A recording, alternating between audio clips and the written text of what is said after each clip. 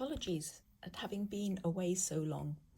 I've been trying to get back to working on this hat design for a good few months. So now I'm back in harness and looking forward to covering the rest of the techniques that are involved in this hat. One of the challenges with this particular pattern is the increases and decreases cause the start of round to move around. It's quite intuitive to knit, but a little trickier to put into a pattern. And so I'm actually here at the end of round 14. This is my working copy of the chart, and round 14 takes us to 2 stitches of contrast, or 2 pairs with contrast in front and main at the back. So we're going to complete round 14, and then we start the repeat again from round 3, but we have to move the start of round by 3 pairs. I think it's very helpful when working designs where you have a moving start of round to use what I call a running yarn marker. It's just a short length of fine yarn that you weave in and out of the fabric. I'm now 2 pairs away from the end of round 14.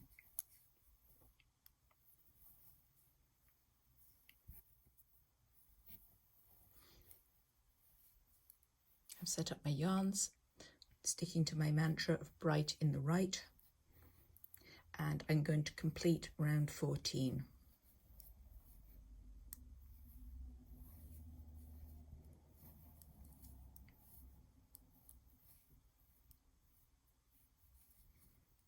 Here I'm at the marker yarn position, so I'm going to flip it forward one more time, and it has just run up the side, and as the increases have added up, the side of my pattern sort of gets pushed out, but the marker yarn keeps you clearly on track.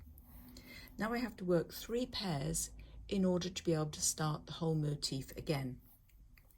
And all I'm going to do is match them. It's a very intuitive thing to do. That's 2 pairs.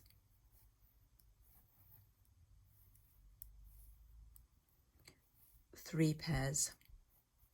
And now take the end of the marker yarn, and if it's a bit short, you can pull it up the work with you and just jump it across the front, and this provides a nice visual record of where you've moved your start of round 2. So we're back on round 3, which is the same as this round 3. It's going to begin with a double increase in the contrasting colour. So leaving the marker yarn sandwiched underneath both of the working yarns, I can now make my increase and carry on just as I did for the first repeat.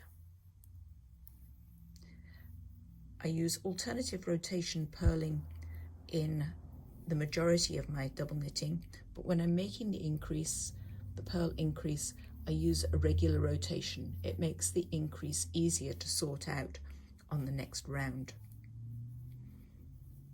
And that particular increase leaves me with a clump of 3 front stitches followed by 3 back stitches, which then need to be reorganized when we come to them next time. Here is the running yarn marker after 3 repeats, and there you can see the marker yarn, and this is where the start of round has jumped once, jumped twice, jumped 3 times, so I'm now on my 4th repeat.